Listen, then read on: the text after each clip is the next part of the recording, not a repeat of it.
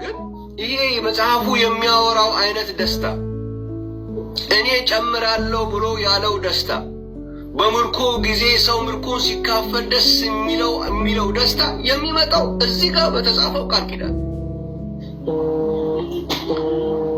እግዚአብሔር ይመስገን። ስለዚህ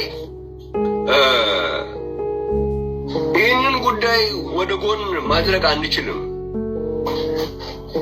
እዚህ ውስጥ በጣም ብዙ ጊዜ ሰው ከዚህ መካከል ቅድም ስንናገር ኢሳይያስ መጽሐፍ ምዕራፍ 40 ላይ በዚህ ልጨርስላችሁ። ምዕራፍ 40 ላይ ጥያቄዎቹ ከተጠየቁ በኋላ ስለ እግዚአብሔር ሲናገር ነብዩ ስለ እግዚአብሔር ሲናገር እግዚአብሔር የዘላለም አምላክ ነው አለ። 7 ነገሮች ነው ያስቀመጠው፣ አንዱም አይጣልም። ብዙ ሰዎችም በዚህ ይስማማል። እኔ ይህንን የሚቃወም ሰው ገጥሞኛ አያውቅም። እግዚአብሔር የዘላለም አምላክ ነው፣ ማንም አይቃወምም። ይሄ የምድር ዳርቻ ፈጣሪ ነው፣ ይህንንም አይቃወምም። አይደክምም፣ ማንም አይቃወምም። ይሄ አይታክትም፣ ይህንንም የሚቃወም ሰምቼ አላውቅም። ማስተዋሉ አይመረመርም፣ ይህንንም የሚቃወም ሰምቼ አላውቅም። ለደካማ ኃይልን ይሰጣል፣ ጉልበት ለሌለው ብርታትን ይጨምራል። 7 ነገሮች ተጠቅሰዋል። ከ7ቱንም ይቃወም። ይሄ እግዚአብሔር ነው ኃይል መስጠት የሚችለው። ከዛ በኋላ እንደ ንስር ብሎ ደግሞ ይሄ አምላክ ሊሰራ ያለውን ነገር ደግሞ ከንስር ጋር አገናኝቶ ይናገራል። እዚህ አሁን ያነበብነው ኢሳይያስ መጽሐፍ ምዕራፍ 9 ላይ ግን ሕፃን ተወልዶልናል፣ ብዙ ሰው ይቀበላል። ወንድ ልጅ ተወልዶልናል። ይሄ ሁሉም ማይክሮፎን ነው የሚሰራው ይህንን ለማወጅ። ምንም ሰው ሲቸገር አይቻልም። ሕፃን ተወልዷል፣ ሁሉም ነው። በፎቶግራፍም በምንም ሕፃኑ እንዲህ የሆነ በረት ውስጥም ቁጭ ብሎ ይሳልለታል። ማይደረግለት ነገር የለም። ሕፃን ነው ሆኖ መወለዱን ለማሳየት ዓለም ሁሉ በጋራ ይስማማል።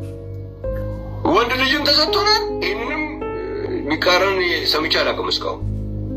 ወደ አለቅነቱ ስንመጣ ግን ያለው ጣጣ ማለት ማይቀርብም አይነት ፍልስፍና የለም፣ የማይቀርብ አይነት ነገር የለም። ይህንን ላለመቀበል እኔ ይሄ ከሰው ነው ብዬ አላምንም እና በጣም ትልቅ ችግር አለ እዚህ አካባቢ ላይ። ስለዚህ እኔ የማቀርበው እዚህና እኔ እግዚአብሔር ይህን እውነት ሰጥቶኛል ብዬ በምለው ቤተ እምነት ውስጥ ግን ያለው ምንድን ነው? ሕፃን ተወልዶልናል እንደተቀበልን፣ ወንድ ልጅ ተሰጥቶናል ብለን እንደተቀበልን አለቅነት በጫንቃው ላይ ነው የሚለውንም መቀበል አለብን። ይሄ ሕፃን አለቅነት አለ፣ በጫንቃው ላይ ነው አለቅነት። ያ አለቅነቱ ደግሞ ስማል ድንቅ ነው፣ መካር ነው፣ ድንቅ መካር ነው፣ ኃያል አምላክ ነው፣ የዘላለም አባት ነው፣ የሰላም አለቃ ነው። የሰላም አለቃ የሚለው በጣም ሰው ሁሉ ይቀበልለታል። ሰላሜን የሚሉ መዝሙሮች ሁሉ አሉ። ችግር የለም። አምላኬንም ይባል ሰማል። የዘላለም አባት ላይ የሚለው ላይ ግን የማይደረግ ከፍተኛ የሆነ ግብግብ ነው። ፍልስፍናው ልነግራቸው አልችልም። እዛ አካባቢ ልክ የዘላለም አባት ነው። የዘላለም አባት ሲል እኮ ዘላለም የሚባል አንድ ፍጡር አለ ወይ ደግሞ አንድ ዘላለም የሚባል ነገር ሊፈጥሩላችሁ ይፈልጋሉ እንዴ? የዘላለም አምላክ ሲባል ያልፈጠርነውን ነገር እንዴት ነው የዘላለም አባት ሲሆን የሚፈጠር? የዘላለም አምላክ ማለት ጅማሬ የሌለው ፍጻሜም የሌለው አምላክነት ነው ብለው የተረገመ ሰው የዘላለም አባት ላይ ሲመጣ ኢየሱስ ላይ ሲመጣ የሚቀነስበት ምክንያት ምንድን ነው? ይህ ትክክል አይመስለኝም። እንደዛ ሊሆን አይችልም። ደብል ስታንዳርድ ሊኖረን አይገባም። የዘላለም አባት የሚለው አንድ ዘላለም የሚባል ነገር አለ። ለዛ ለዘላለም ለሚባለው ጊዜ ነው አባትነቱ ከሆነ እሱ ከሆነ ትርጉሙ እንግዳው የዘላለም አምላክ ነው ሲልም አንድ ዘላለም የሚባል አንድ ጊዜ አለ። ለሱ ነው በቃ አምላክነቱ ለዛ ብቻ ነው ተብሎ መተርጎም አለበት። ሌላው ደግሞ የዘላለም አባት የሚለው ሐሳብ እንደነ እንግዲህ ወደ ዕብራይስጡ ይኬድና እነ አቢጋይል እነ ማነው እነ አሳፍ እነ ምናምን ይጠቀሳሉ። እግዚአብሔር ይመስገን። የእንደዚህ አባት የእንደዚህ አባት የእንደዚህ አባት እየተባሉ የሚጠቀሱ ቃሎች አሉ። እና አቤሴሎም እንደዚህ አይነት ነገር ማለት ነው። እና እግዚአብሔር ይመስገን አንዳቸው የታይም ጊዜ የተሰጣቸው ሰዎች የሉ። የጥንካሬ አባት ማለት የዘላለም አባት ማለት አለ። ታይም ነው፣ ዘላለም ታይም ነው፣ ጊዜ ነው የሚያሳየው። ያልተገደበን ጊዜ ነው የሚያሳየው። ስለዚህ ያንን ከነ አቡ አሳፍ ጋራ ከነ አቢጋኤል ጋራ አምጥቶ ማወዳደር በጣም ያሳዝን። እስቲ አንድ ሰው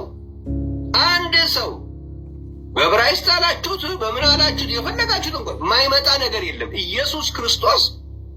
የኢየሱስ ክርስቶስ አባትነት የዘላለም አባትነት እንደሆነ ጅማሬና ፍጻሜ የሌለው አባትነት እንዳልሆነ ለማድረግ ነው እነኚህና አቡ አሳፍ እና አቢጋኤል እና ምናምን ሁሉ የመጡት። ግን አንዳቸውም ከጊዜ ጋር የሚገናኙ አንዳንዴ ከሰይጣን ጋር የሚያገናኙ ማለት ከዲያብሎስ ጋር። ዲያብሎስ በዮሐንስ ወንጌል ላይ ስታነቡ የሐሰት አባት የተባለበት ቦታ አለ። ሐሰት ባህሪ ነው።